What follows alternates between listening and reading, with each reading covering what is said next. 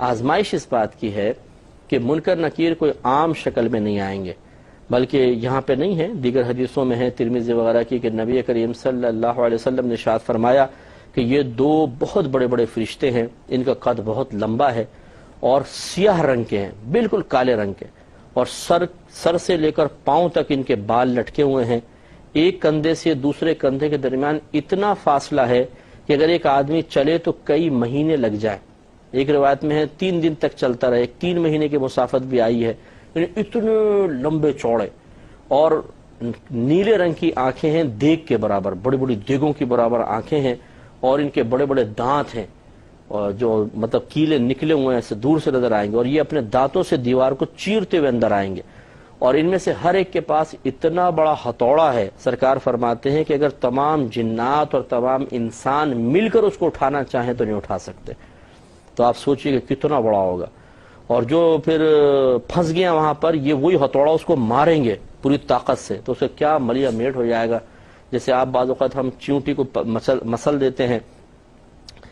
کھٹمل وغیرہ کو مار دیتے ہیں، مچھر کو مار دیتے ہیں، وہ بھی ایسا نہیں ہوتا کہ پس کے بالکل ذرہ ذرہ ہو جائے، تھوڑا بہت نظر آتا ہی ہے، تو یہ تو ہتھوڑا پڑ کے انسان کا حال کیا ہوگا، لیکن انسان ختم نہیں ہوگا، پھر اللہ تعالیٰ درست کر دے گا اور عذاب ہوتا رہے گا۔ خلاصہ کلام یہ ہے کہ اصل آزمائش اور فطرہ یہی ہے کہ جب منکر نکیر آئیں گے تو ایک تو ویسی انسان اکیلا، گھر والے چلے گئے ہیں، قبر کا اندھیرا، چھوٹی سی قبر ہے، اطراف میں مردے ہیں، وحشت ہے، اور پھر اپنے سابقہ زندگی کے گناہ بھی نگاہوں کے سامنے آئیں گے، جو کارنامے کیے تھے، رزق اللہ کا کھایا تھا، بات دشمن شیطان کی مانی تھی، اپنے نفس کے پیچھے چلے تھے، اور اس وقت اللہ تعالیٰ کی گرفت کی باتیں سن کے ہنسی آتی تھی، دانت پھیل جایا کرتے تھے، اور کوئی گرفت کا احساس نہیں تھا، اس لمحے کے بارے میں کبھی سنجیدگی کے ساتھ سوچا نہیں تھا۔ تو یہ تمام چیزیں جب جمع ہو جائیں گی تو دہشت اور خوف کی وجہ سے بعض اوقات زبان بند ہو جائے گی۔ تو یہ اصل میں سرکار اشارہ فرما رہے ہیں کہ دنیا میں ایسے کام کرو، ایسی تیاری کر لو کہ وہاں پر جا کر زبان نہ لڑکھڑائے یا دہشت کی وجہ سے زبان بند نہ ہو جائے۔ تو جس کو اللہ تعالیٰ توفیق دے گا وہ قائم دائم رہے گا، اور جو اپنے گناہوں سمیت اندر گیا اور اللہ ناراض ہوا، یا کافر ہے، مشرک ہے، منافق ہے، وہ کوئی جواب نہیں دے سکتے، ان کی زبانیں بند ہو جائیں گی، یا دیں گے تو غلط قسم کا جواب دیں گے۔ ایک روایت میں ہے کہ جب نبی کریم صلی اللہ علیہ وسلم نے قبر کے فتنے کے بارے میں ارشاد فرمایا، منکر نکیر کی حیت بتائی اور وہاں کی دہشت کا تذکرہ کیا، تو حضرت عمر فاروق رضی اللہ تعالی عنہ نے پوچھا، رسول اللہ صلی اللہ علیہ وسلم کیا اس وقت ہماری عقل سلامت ہوگی؟ یعنی ایسا تو نہیں کہ مخبوط الحواس پاگل سے ہو جائیں گے؟ سرکار نے فرمایا کہ نہیں، تمہاری عقلیں سلامت ہوں گی۔ تو عمر فاروق رضی اللہ تعالی عنہ نے ارشاد فرمایا، بس پھر تو میں سنبھال لوں گا۔ یعنی واقعی ان کو زیبا تھا، اتنی ہمت والے کہ اتنے بڑے عظیم فرشتوں کو دیکھ کر بھی مجھ پہ کوئی دہشت طاری نہیں ہوگی، عقل سلامت ہے، میں سب سنبھال لوں گا۔ تو لیکن آپ کے میرا معاملہ علیحدہ ہے، ہمارے سامنے تو ذرا عام قد سے لمبا شخص آ جائے،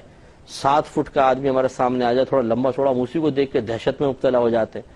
وہ عالم چنا صاحب کا شاید انتقال ہو گیا ہے، ہمارے کوئی ایک رشتہ دار تھے، وہ بتا رہے تھے کہ وہ اندرون سندھ گئے، غالباً سیون شاہ گئے تھے،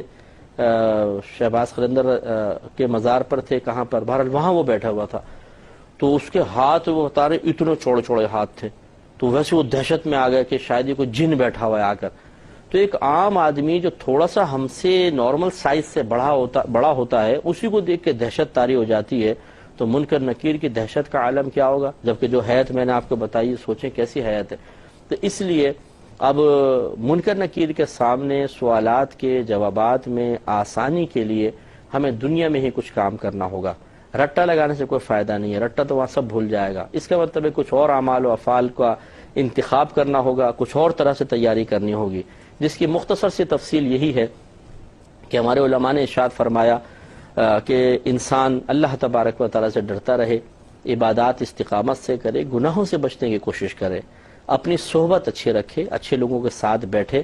اگر خدا نخواستہ بتقاضائے بشریت کبھی گناہ سرزد ہو بھی جائے تو توبہ کرنے میں دیر نہ کرے۔